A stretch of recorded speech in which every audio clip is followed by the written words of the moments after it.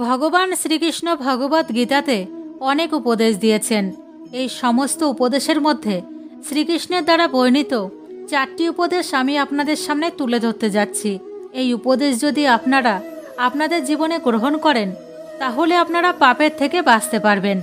আজকের সময়ে মানুষ অর্থ উপার্জনের জন্য অনেক পাপ করে, আর দিনরাত এটাই ভাবতে থাকে কিভাবে অধিক থেকে অধিক টাকা উপার্জন করা যায়, কিন্তু তারা এটা ভাবে না তাদের এই ভৌতিক দুনিয়ার সুখ সুবিধার জন্য কতটা পাপ জমা হয়ে গেছে।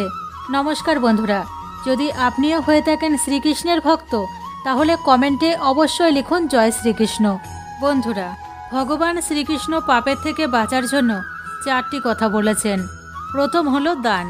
ভগবান শ্রীকৃষ্ণ অনুসারে যে ব্যক্তি দান করে তার জীবন অনেক সরল হয়ে যায়। তার দ্বারা করা এই কর্মকে পুণ্য বলে, আর সে পুণ্যের ভাগীদার হয়ে যায়। দ্বিতীয় হলো ধ্যান বা জপ। আজকাল অনেক কম লোকেই রোজ বা প্রতিদিন ধ্যান বা জপ করে। বাস্তবে কেবলমাত্র ভগবানকে প্রসিদ্ধ করার জন্যই পূজাপাঠ করা হয় না, বরং পূজাপাঠে মানুষের আত্মাও শুদ্ধ হয়ে যায়, যা থেকে তারা পাপকর্ম করার থেকে বাঁচে। তৃতীয় হলো আত্মসংযোগ।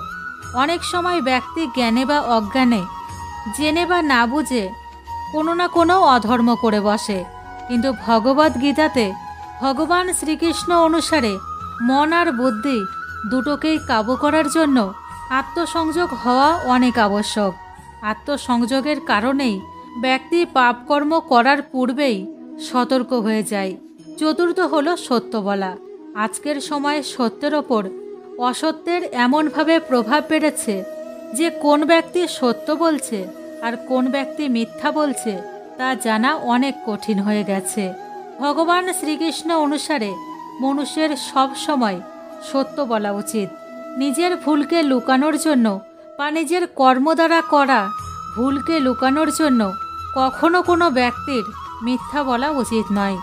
যদি কেউ তার দ্বারা কর্মকে লুকানোর জন্য মিথ্যা বলে তাহলে সে পাপের ভাগীদার হয়ে যায়।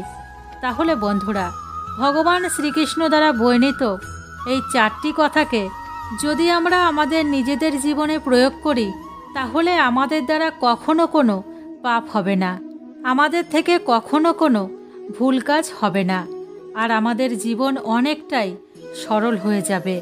আশা করছি আমার এই উপস্থাপনা আপনাদের ভালো লেগেছে।